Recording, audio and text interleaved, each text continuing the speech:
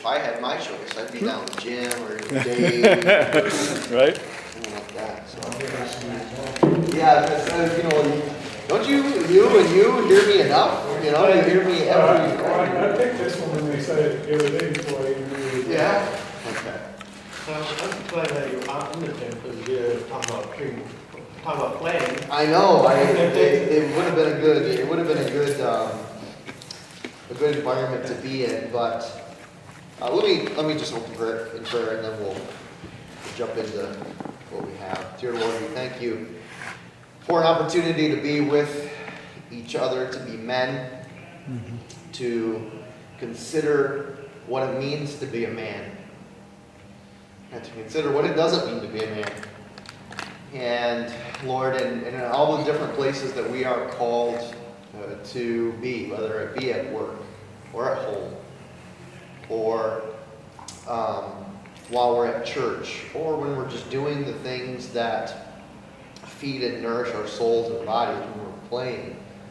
Lord, I pray that your word would speak clearly to us, that you would give us a biblical understanding of manhood, that we would rest in that and become confident in that, Lord, that we might glorify and honor you. In Jesus' name, amen.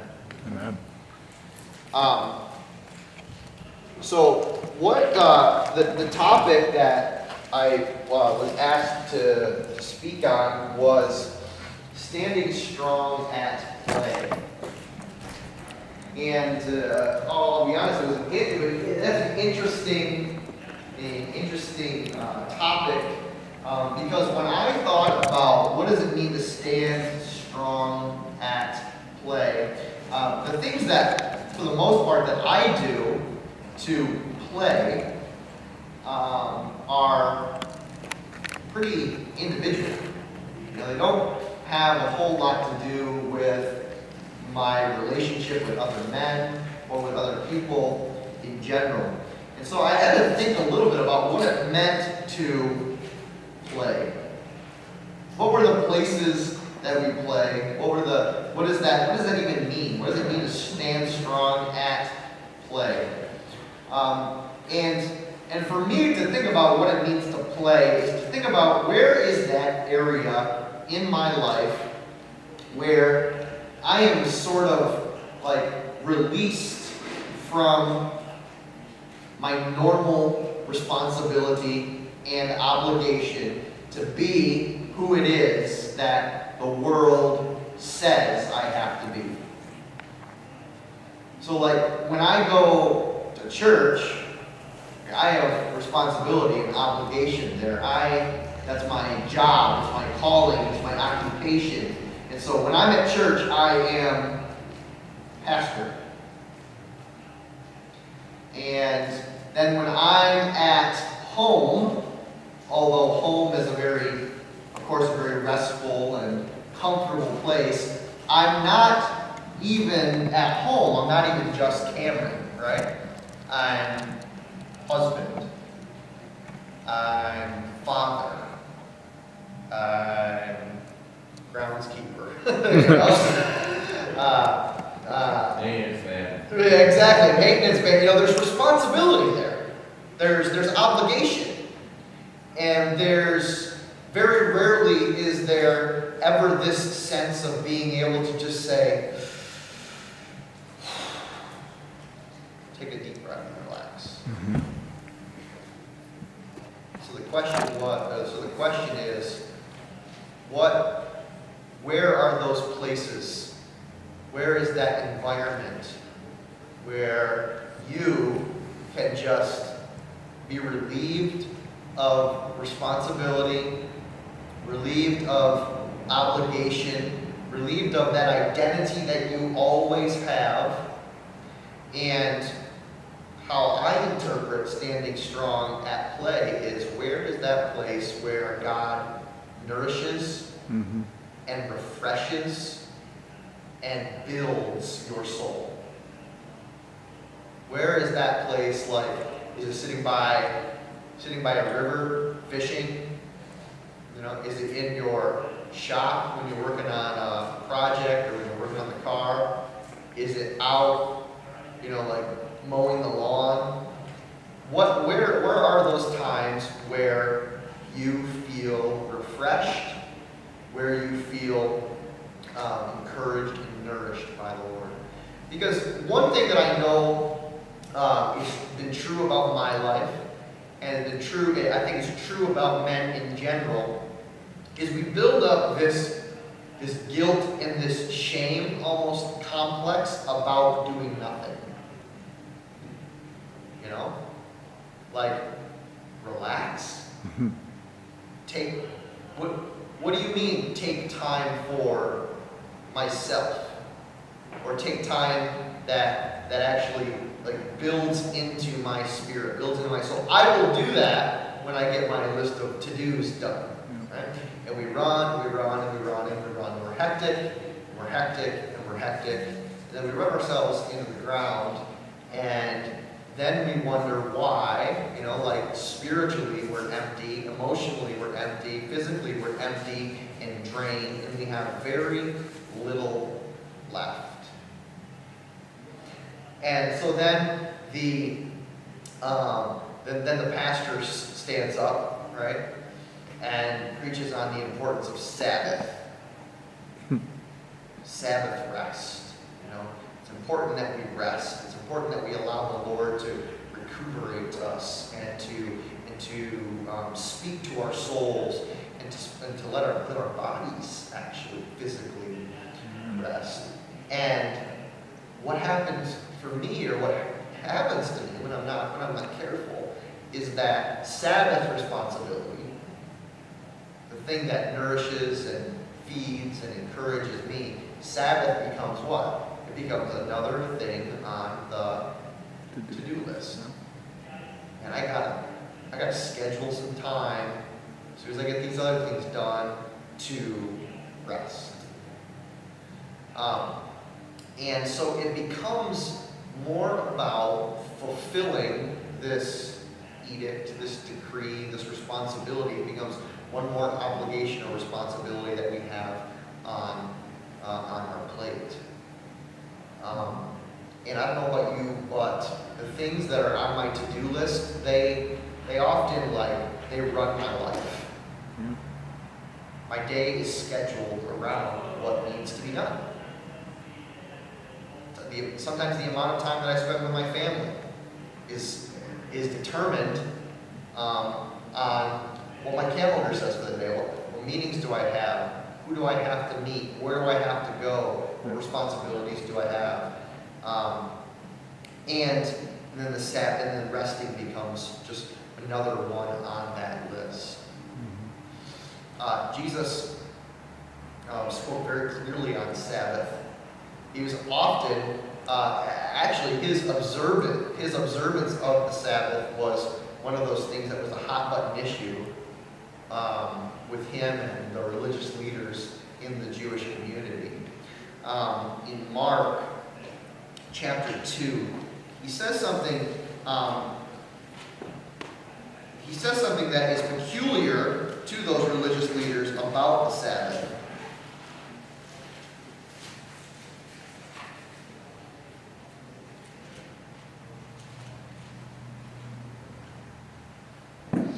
Mark chapter 2, verse 27.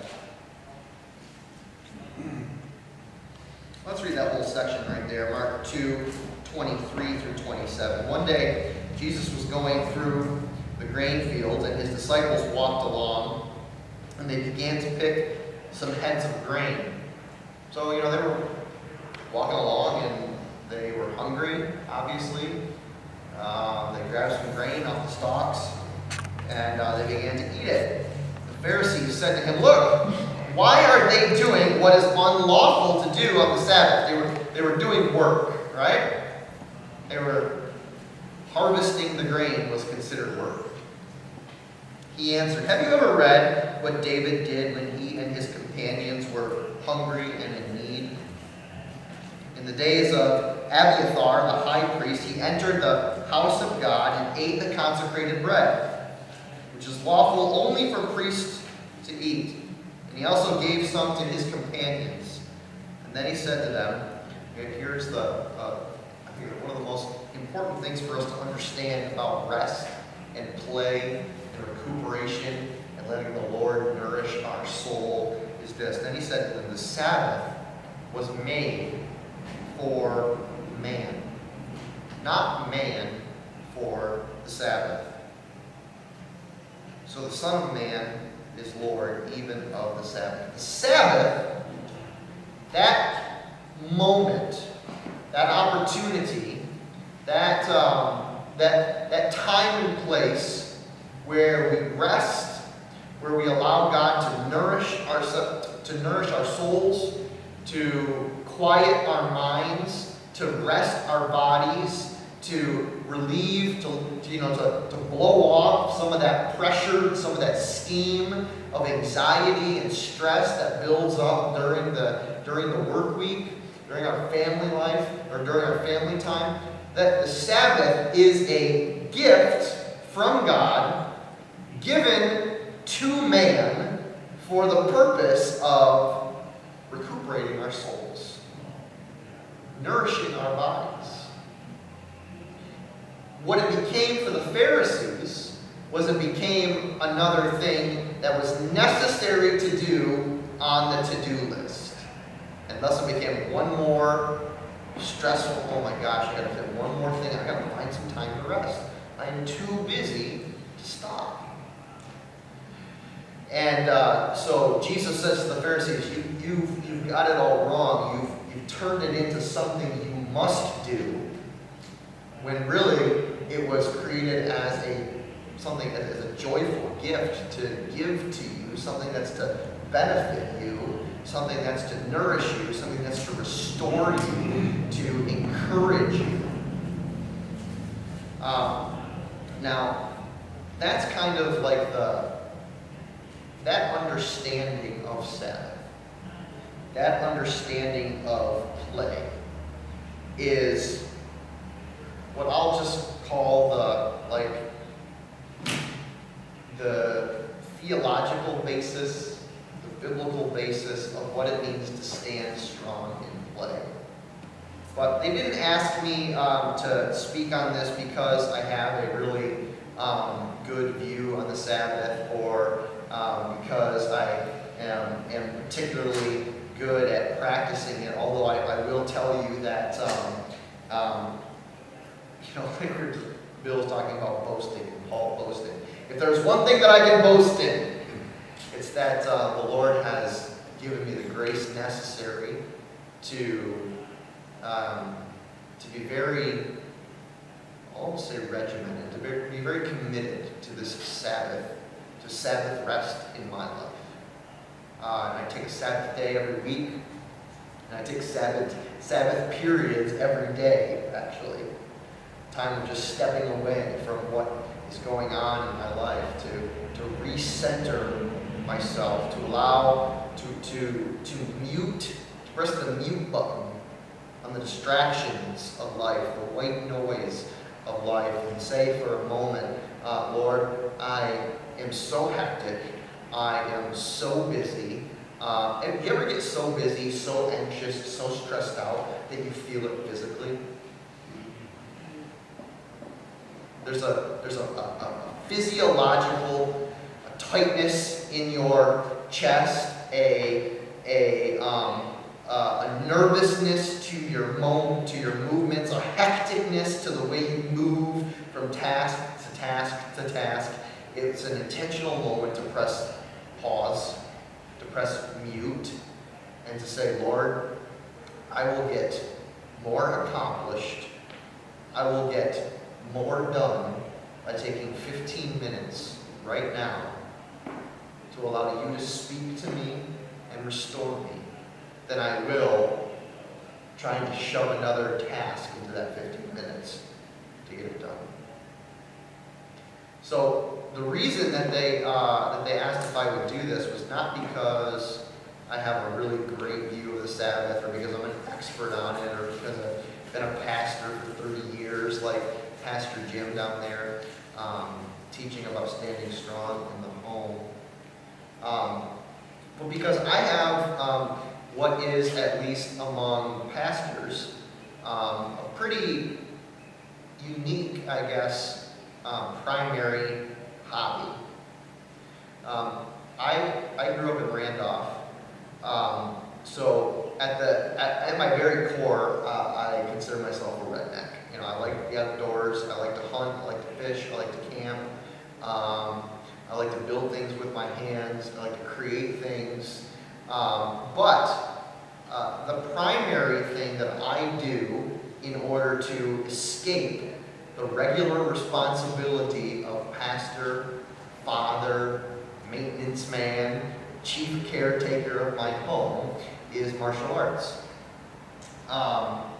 You've probably all heard the phrase. It comes from actually a 17th century poet named Jack Howell, who coined the phrase, all work and no what?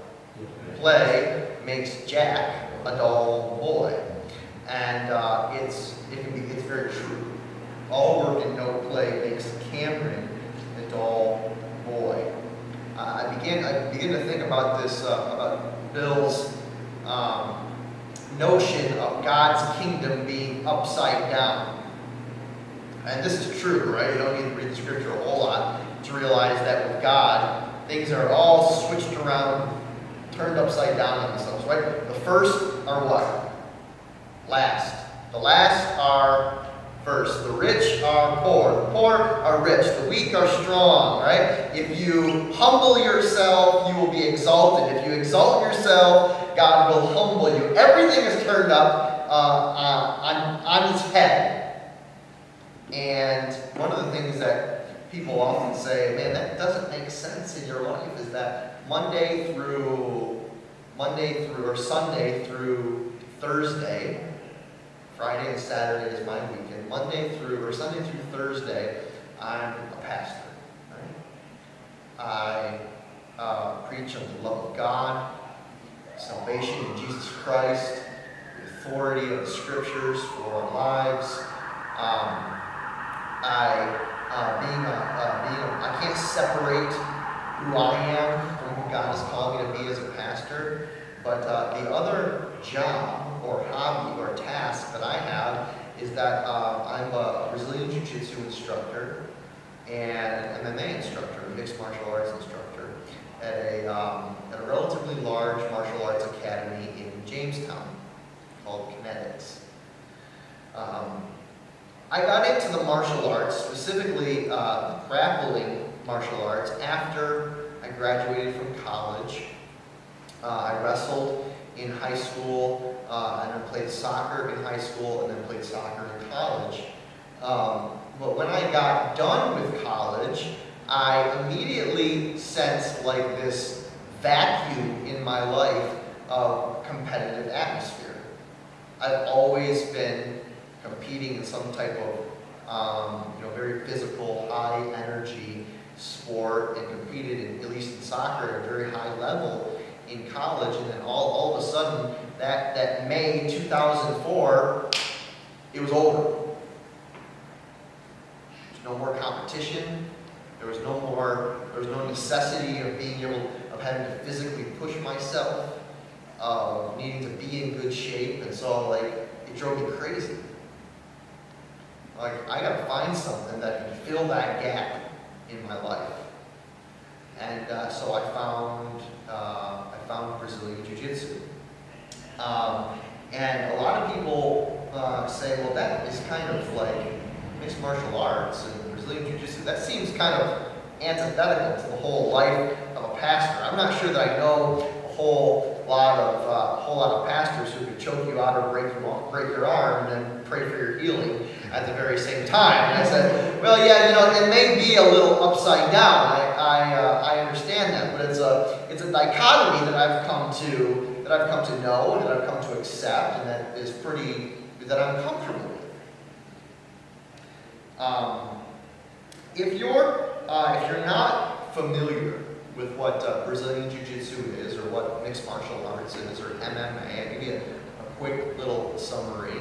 Mixed martial arts is something that's relatively new on the contemporary scene but not new in the course of human history. In fact, there's very well documented sporting events going back into the Greek and Roman empires, and even before that, of two men facing off in kind of a no-hold-barred combat competition. Of course, the sport of wrestling is the oldest sport in the Olympic Games, and so that type of combat is very firmly rooted in the history of cultures all over the world. Brazilian Jiu-Jitsu specifically is a grappling art. It's an art that focuses on positional control of an opponent or an aggressor, positional control, and then subduing your opponent with either a choke or some form of joint lock. So the hyperextension of the joint, wrists, elbows, shoulders, hips, knees, ankles. Those are the major joints that Brazilian Jiu-Jitsu attacks. Brazilian Jiu-Jitsu really became popular back in 1991, with the advent of an organization called the UFC. I don't know if you've heard of the UFC, the Ultimate Fighting Championship. It is, what happened is there's a family in Brazil who had kind of pioneered and built this art called Brazilian or Gracie Jiu-Jitsu is what they called it. And they were fully convinced that our martial art is the most effective martial art in the world. It's the most effective for self-defense. It's the most effective at subduing an opponent. It's the most effective if I am physically attacked, if there's an altercation, I will be most equipped to protect myself and to end the fight quickly if you train Brazilian Jiu-Jitsu. But, of course, this Brazilian Jiu-Jitsu fighter stands up and says, my martial art is the most effective martial art in all of the world. And then the kickboxer stands up and says, no. My martial art is the most effective. And then the wrestler stands up, no. My martial art. And so you go through Kung Fu and Taekwondo and Muay Thai and Kempo Karate and wrestling and Judo and Sumo and all of these martial arts that are prevalent all over the world. And so what the Gracie family did was say, okay, here's what we'll do. We're going to set up a tournament. There are going to be very, very, very little rules in this tournament. And if you watch the early UFCs, you will be able to tell that there were almost no rules. Right? There were no weight classes. Right? All you had to do was be willing to put your martial arts skills to the test against another martial arts practitioner. You would get into a cage, right? You would fight. You would use your martial art against the other, and the first person to either quit, verbally or physically tap out, say, no, I'm done, I don't want any more to do with this, or be knocked out, or be choked unconscious, obviously lost, and the winner went on to face the next guy. And so the Gracie family, the kind of pioneers of Brazilian Jiu-Jitsu at that time, said, okay, we're going to set up this tournament, and just to prove that our martial art is the most effective, we're going to put one of our family members, this guy named Hoist, into the first UFC. And the reason they chose Hoist was not because he was the biggest, the strongest, the fastest, the most proficient at Brazilian Jiu-Jitsu. They chose Hoist because he was one of the smallest, one of the weakest, and out of the family, one of the worst at Brazilian Jiu-Jitsu. He said, our worst Brazilian Jiu-Jitsu practitioner will beat the best martial artists in the world.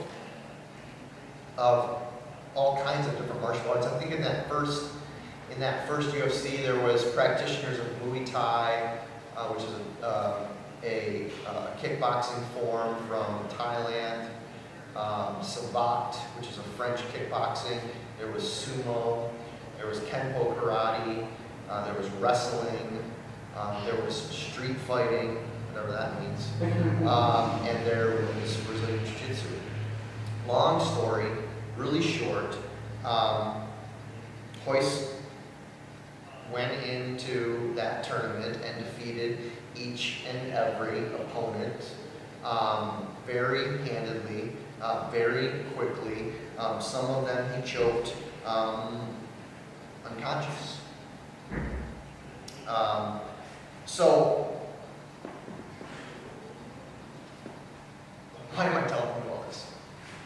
I'm telling you all this to give you a kind of an insight into what it is, like to give you a picture of an environment where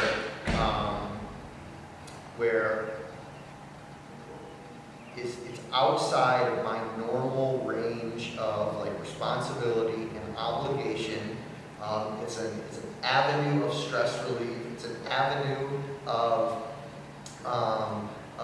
encouragement and exercise where God feeds my soul, speaks to me, teaches me things about myself, puts me in contact with other men who have little to nothing to do with the Lord or with church, or they don't, typically people who fight or come into the fighting sports like that aren't all the time, coming from the best types of athletes. And so being involved in something like this has given me an opportunity to be in ministry to them.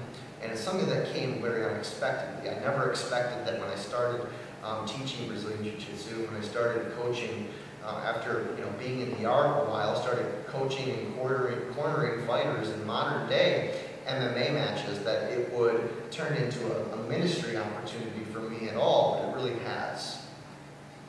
And the Lord has taught me a lot about life, and a lot about spirituality, and a lot about faith from Brazilian Jiu-Jitsu. And I'm just going to share some of those lessons with you now, just as kind of on the tail end of what we're talking about today.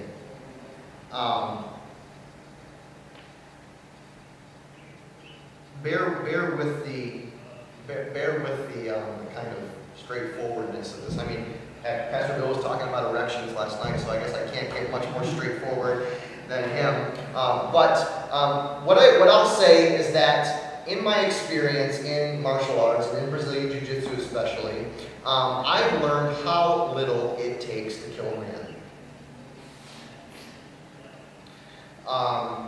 To physically incapacitate another person, it does not take a lot of effort.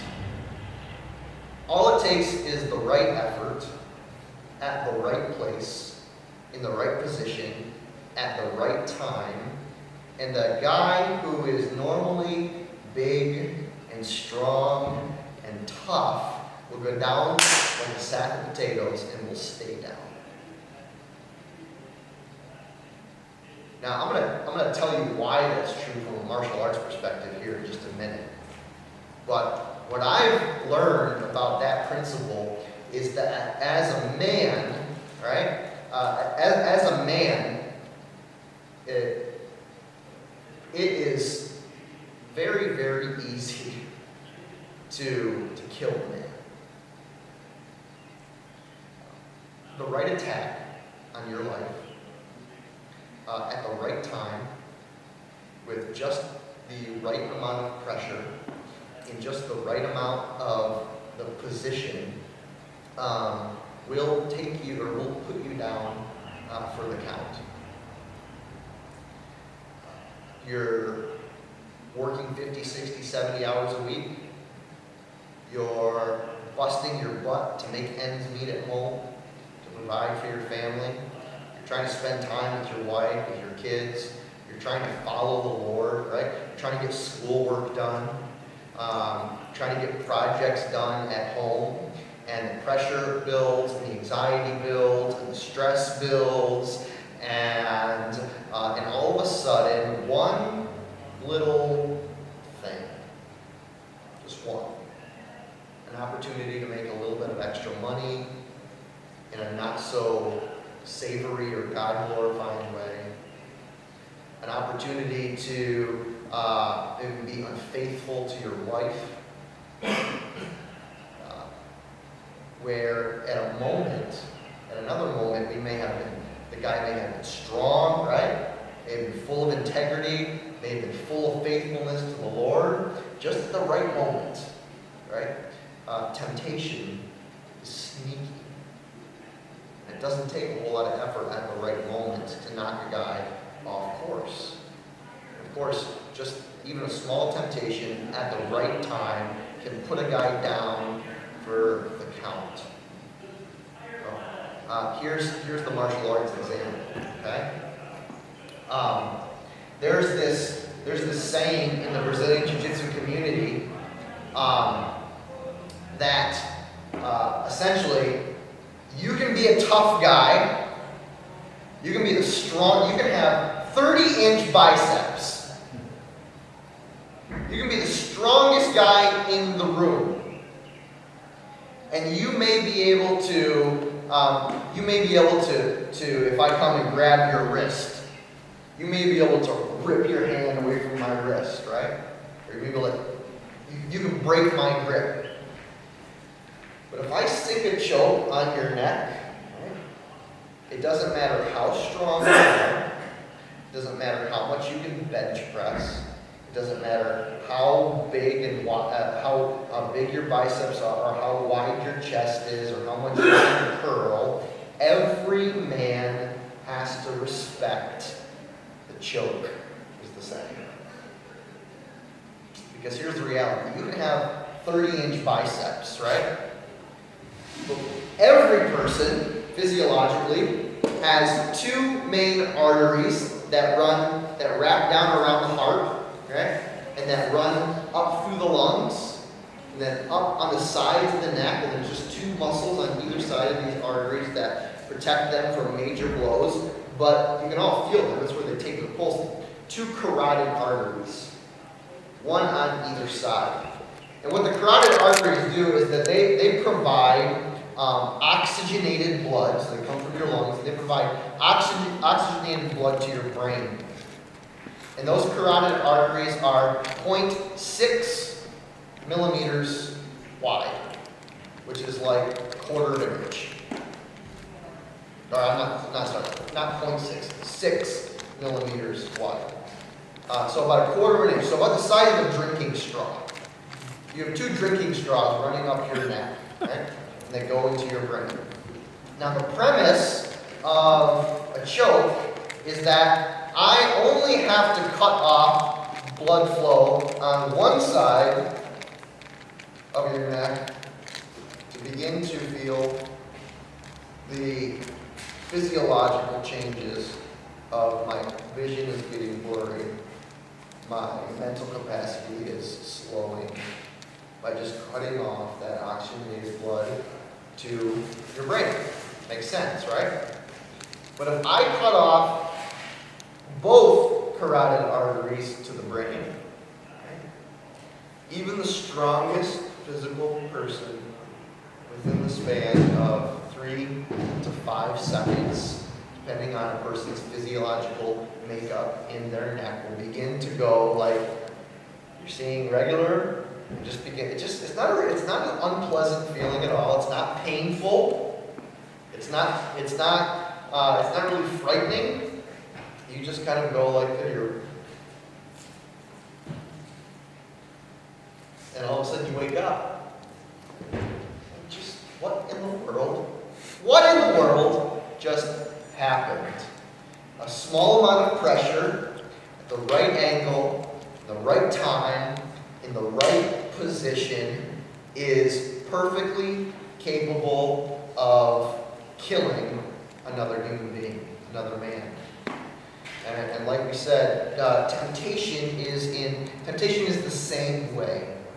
It doesn't matter how strong. It doesn't matter how strong you are. It doesn't matter where you've come from, what kind of background you have. A small amount of temptation at the right moment, in the right way, will put a guy down for the count. It's cutting off the only thing that keeps you alive. That blood going to your brain, that oxygenated blood going to your brain. The only thing that keeps you alive. Cutting that off, the world goes black very, very, very quick. Sabbath is one of those things, right, that keeps you alive. It's one of those life-giving gifts from God. Remember from Mark chapter 2, that the Sabbath was made for us, a gift given to us by God, created especially for us. It is that thing, one of those things that keeps you alive, that nourishes, that feeds your brain, like the brain of your life, that keeps you functioning, right? That protects you from going down like a sack of potatoes.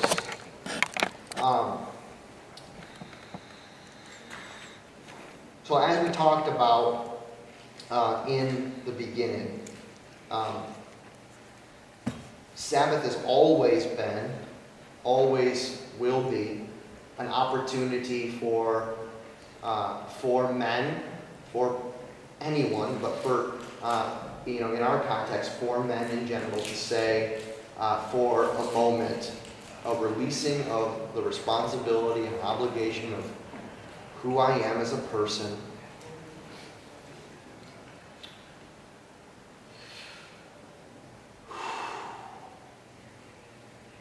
and receiving a gift from God to say, rest, wait, stop, listen. For me, one of the chief ways that I do that is to get involved, like I said, in martial arts. And I assume that many of you have your own hobbies, your own interests, where you're able to separate yourself from the other roles and responsibilities that you have in your life. Maybe it's woodworking or hiking or camping or fishing, or you like to play cards or shoot baskets or do whatever it is. But it is that moment, and where the other, you don't have to be pastor, you don't have to be father, you don't have to be husband. Primarily,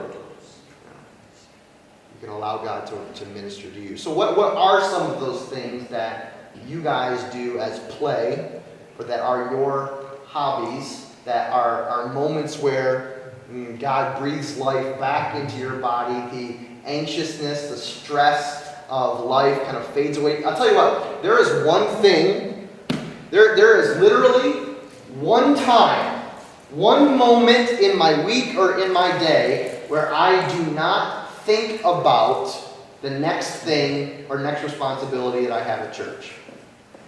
One time. I dream about church, right? When I'm eating dinner with my family, right, I'll get that glazed over look in my eye, and my wife Sherry will be like, "What are you thinking about?" Thinking about how to encourage people at church to increase faithfulness, or I'm thinking about the stewardship campaign, or I'm thinking about a family that I'm walking with and the death of their child, or something like this. It's always constantly on my mind. But there's one time where I don't think about it, and that's when I'm on the mat. When I'm exercising, when I'm teaching jiu-jitsu, when I'm trying to survive under the weight of a 300-pound man who's also trying to choke me, right? In the martial arts, there's one I don't think about anything but that. what are the moments, what are the times, places, hobbies, play arenas of your life where you feel like you can just breathe? Gardening. Gardening. Video games. Not gardening. Not gardening. Bill. Basketball. Stamp collecting. Stamp collecting. Hiking. Hiking. Running. Track and field. So it goes from, we have examples of exercise, like running, hiking, organized sports, basketball, hobbies and collecting, like collecting stamps. What else? Instruments, music. Yeah. Just enjoying family time. Just so for Brent, it's escaping work to family, spending time with, active time with family. This is gonna sound kind of weird, but my hobby has become what I used to think of as work. I'm 56 years old. When I was 26, I put an addition on a house that we just recently sold. And after 30 years, I realized how many things I never finished. So I spent months finishing those so that I could sell the house. Then we moved into a farmhouse that was built in 1874 and needed a lot of work. And so I've been doing that work. But I've had to give up hunting and fishing, which were my releases, and then accept the work as the release. So it's something that I really enjoy doing, and I've not looked at it like work. I've looked at it as being fun, and it's been very rewarding. I talked to, we just finished up the May turkey season. Cameron got a bird. I didn't buy a license because I knew that if I did, then it would be competing with this project that I have. And as I deal with this project, every day I'm getting further along. And I said, I'm 56. I can't let 30 years go by and then have the weight of this project on me and not be able to finish it. So I've had to find a way to just accept that, one day at a time I'm going to finish it. It's actually quite rewarding. It surprises myself. But my kids are grown now, so I don't have that competing time, and I've given up some of those things, and it's been fun. There is a fine line though that I feel sometimes I just get overwhelmed with it all, with the work, with that balancing that stuff, and I just have to step away and actually just do nothing. But so for me right now, it's getting back to that. I'm looking forward to. This is weird, guys. When we leave here, I have to go home and fire up my tractor and clean up a bunch of roofing. My nephew's ripping off my roof as we speak, and I'll spend 3-4 hours cleaning up the mess, and I'm looking forward to it. Joe. I just wanted to read a little bit of Psalm of David. He makes me lie down in green pastures and leads me beside the quiet waters. That's from Psalm 23. And it's interesting that he makes us to lie down, because sometimes we don't have brains to do it ourselves. And the very next line of that song, he makes me lie down. He restores my soul. What are some of the obstacles that you guys feel or face in regards to having that Sabbath time? Sorry, I can't see your name tag. Chuck. Chuck. Kind of a weird concept, but I grew up in the 50s and 60s, and I know there's paradigm shifts and changes, but there was always this concept of keeping up with the Joneses, and if you live in a community, there's comparisons between this guy's house and that guy's house and all this other jazz that goes on.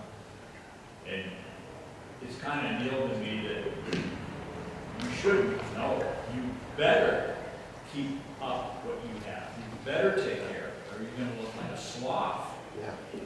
And maybe that was just ingrained for me from my father, I didn't know, but that keeps me from saying, the heck with this, I can do this tomorrow. But then there's the other kind of people in the world who never do it in the first place. So, but I'm just getting off on a tangent here. Well, like Bill has been talking about, this kind of upside down concept of the kingdom, right? This upside down concept of the world, right? In the world, being horribly busy is a badge of honor, right? Like you ask someone, It's your you know, hardship catalog. what's that? It's your hardship catalog. Exactly. It's like how, man, how are you doing? Oh, I am so busy, but things are great. I'm exhausted. I'm so tired. And it becomes a way that we brag about life, right? It becomes a way that we validate our own importance. I've found myself leaving my calendar open next to people that I want to see. Like people, like, oh, I want this person to see how full my calendar is. Because once they see how full my calendar is, then they'll know how important I am. I'll be validated by how hard I'm working, by how much I have to do, by how many appointments I have to keep, by what is necessary for me to get done. And so in culture, it's kind of become like, well, I got to stay busy to assume some type of, for us, masculine identity of getting it done. Right? Status, right? He's a hard worker. Right? He's a man's man. Like he doesn't quit. And the life that God calls us to is a life of it's active quitting. Like make the choice to quit for a moment. Make the choice to quit everything that you think defines your identity as a person. That brings you some sense of comfort in the world, right? And just fall into me. And in moments, at least in my life, when I feel the most stressed out, and I feel the most anxious, and I feel the most physiologically pressured because of my schedule, because I haven't taken time to rest, I get this picture in my mind of literally just needing to fall over into God.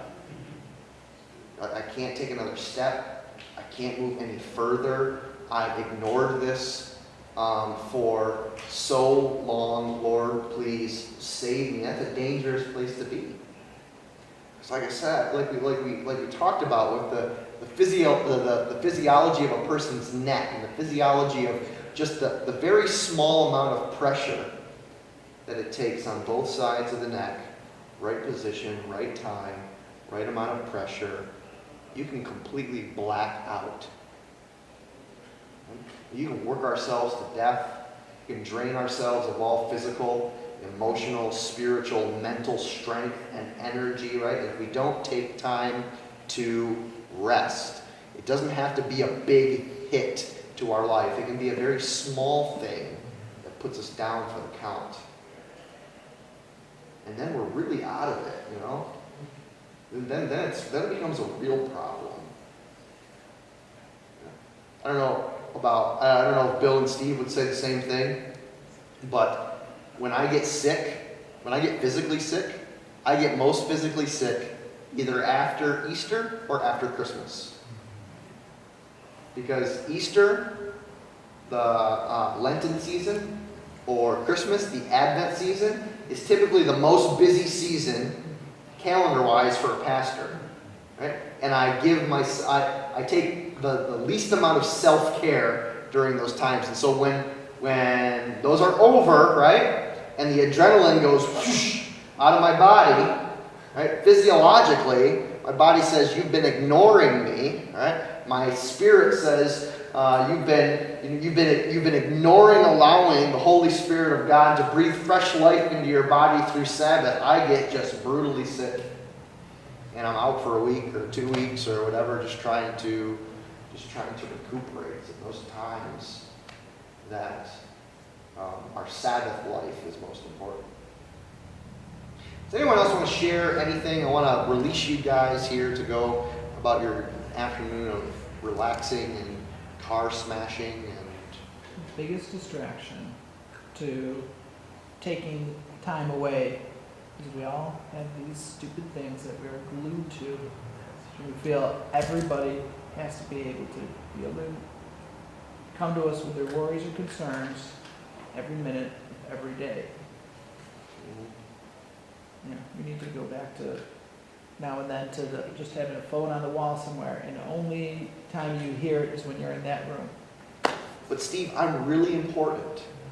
And people need to be able to text me at the drop of a hat, right? I mean, what's going to happen if my coworker can't send me a picture of his dessert, No, I hear exactly what you're saying, right? And for me, my cell phone is just like my calendar. Man, I got to carry this thing around because I need to be validated on how important I am when someone needs to get a hold of me at the drop of a hat, and I get to drop everything else that I'm doing to rush to their side or just to talk to them. But I agree, very, very good example of how, we really are receiving identity and value and worth from. It's kind of, can you see all this tying in with this whole weekend? Where are we receiving our value? Where are we receiving our identity as men? Where are we getting our worth from? We're getting it from a cultural understanding of what strength is. I'm going to work hard, 60 hours a week. I'm going to have the best job, the best car, the nicest lawn, the most successful business, And everyone's going to look at me and be like, man, that guy's got it together. I'm always going to be connected to everyone. Right? I'm always going to be on Facebook and Twitter, and everyone's going to be able to get a hold of me, and that's going to give me some sense of identity. And then we get to the end of the day, right? And we're like, I have no idea who I am. Or maybe we know who we are, but we realize we don't like it. I know who I am. I know who I've become. But it certainly is not God-honoring. Certainly it's not glorifying. I don't want to preach at you guys. We have to be careful that, our playtime is time that we choose. Supposedly it's some free time, so we can make some choices as to how we want to spend that free time that society is isn't demanding from us right now. And we often run the risk of turning that free time sort of into work time. For instance, I played tennis, I golf, and there was a time in my life where, I wanted to be really good at those things. And so, if I had a day where I wasn't being really good at those things, it wasn't a good time.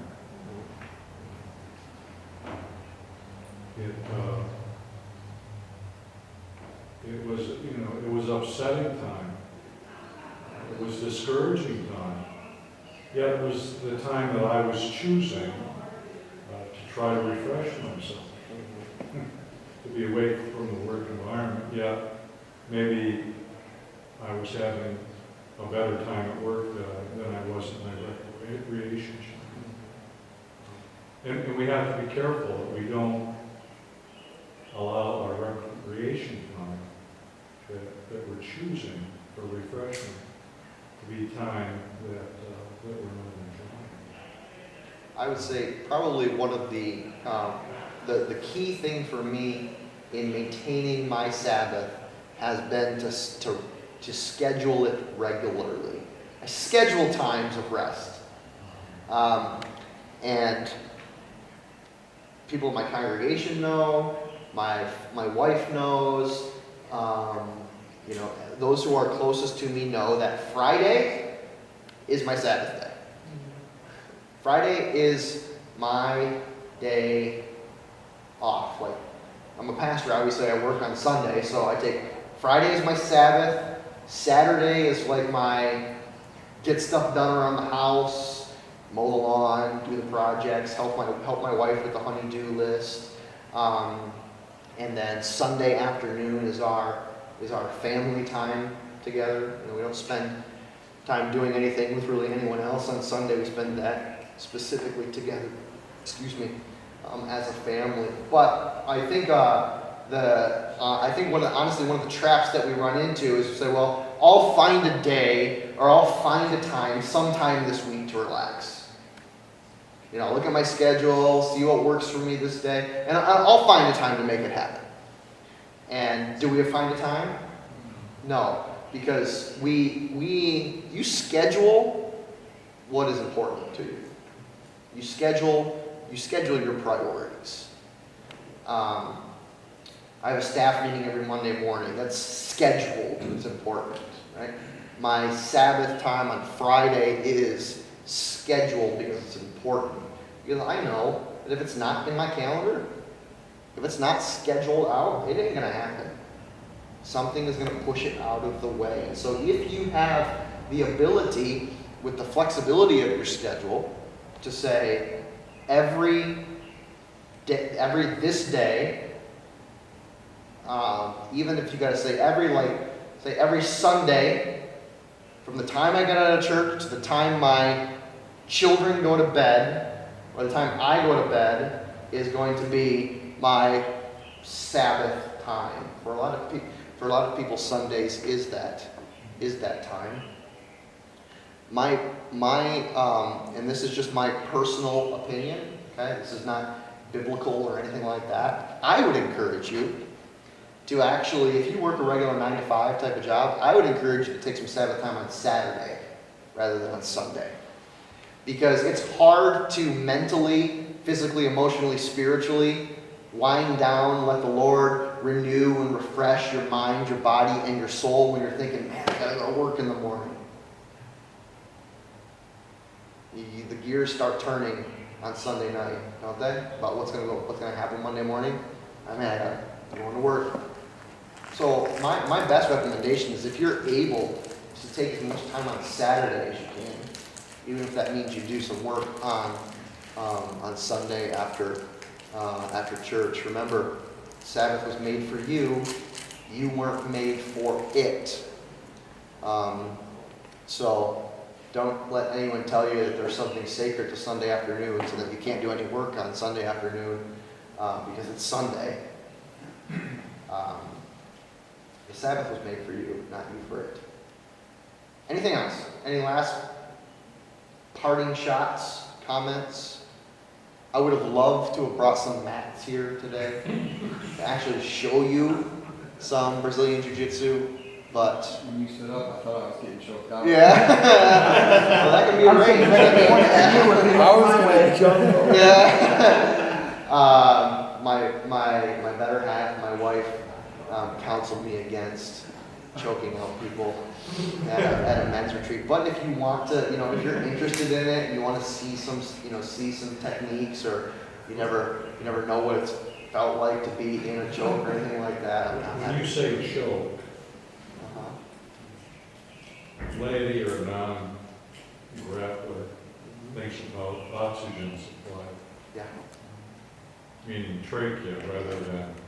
There's two main types of chokes that we use. There's blood chokes, which cut off the oxygenated blood to your brain and then back out. And then there's wind chokes, which cut off your wind. Blood chokes put you out in about 5 seconds. Wind chokes take a little bit longer. But wind chokes are typically more painful, whereas blood chokes are not at all painful, physically painful. And there's a lot of talk of, well, you don't want to cut off someone's blood flow to their brain. We understand that. You don't lock on a choke and then hold on for 5 minutes. I gave you a really, really small sliver into the the art of Brazilian Jiu-Jitsu and our ability to practice it without hurting our training partners, you know, because like I could put Sean in an armbar in a drill, you know, learning the mechanics of an armbar, the positioning of an armbar, and I can go ahead and fully break his arm, but then guess what? Sean can't train jiu-jitsu anymore, right? So I lose my ability to have a training partner. And so we use controlled submissions to the point of where, okay, Sean feels that the submission is there. We call it a tap out or a verbal submission where he will tap or say tap or stop or something like that. And I can let go and there's zero permanent damage done. And it allows us to continue to keep going. Yes? I don't expect you to know the answer to this, but when Spock did that hold, was it on the shoulder or the neck? What was it? I don't know. Yeah, it was the karate. Yeah. Uh-huh. What do they call it? Vulcan The death. Vulcan death grip. Right. Yeah. You typically need to cut off both sides. Yeah. Not really. But there are other things that happen with your carotid arteries that will knock you out. And, you know, in fact, if you kick or hit someone hard enough just in one side of the carotid,